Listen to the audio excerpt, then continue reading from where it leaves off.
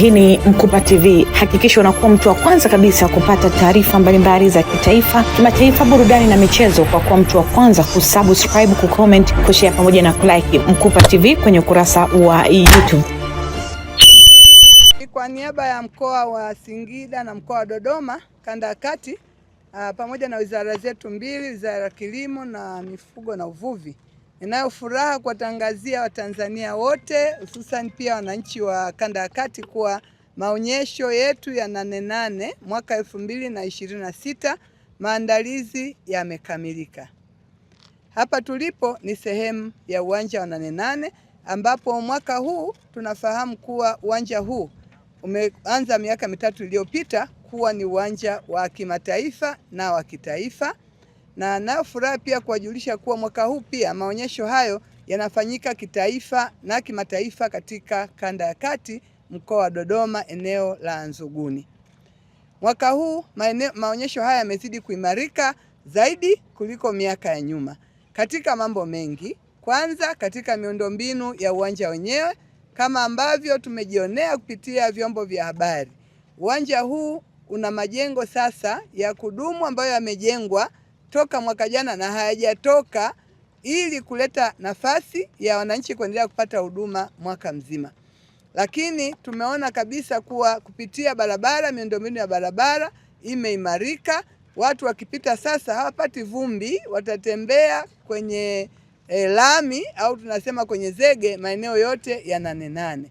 Lakini niendelea kuwashukuru sana wizara zetu mbili, hasa wizara ya kilimo na wizara ya mifugo na uvuvi.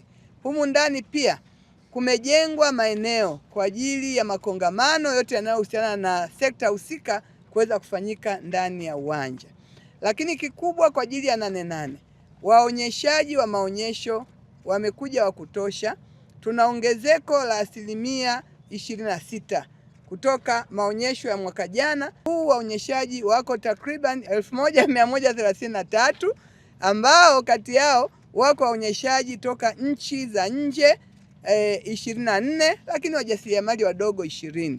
Waonyeshaji hao ni wengi sana kulinganisha na historia ya maonyesho ya uwanja huu, ambao wote wamejipanga kikamilifu kuhakikisha watu watakaofika katika uwanja huu wanapata elimu ya kutosha, wanapata teknolojia, wanapata bidhaa mbalimbali zinazohusiana na kilimo, uvuvi na mifugo, lakini zaidi pia wanapata na burudani mbalimbali kupitia uwanja huu. Ndugu wananchi, naomba nitoe wito kwenu. Maonyesho haya yameletwa ili muweze kufaidika na huduma ambazo ungetakiwa kuzipata maeneo mbalimbali ya nchi yetu. Aidha upate hii huduma Dodoma, umfuate mwingine yuko Dar es Salaam wa samaki, umfuate mwingine yuko wapi, lakini wote kwa pamoja utapata katika uwanja huu. Kwa hiyo niwakaribishe sana, tutumie fursa hii kwa shauku kubwa, tuje wa kutosha, tuje tupate huduma zote zilizowekwa na taasisi katika eneo hili.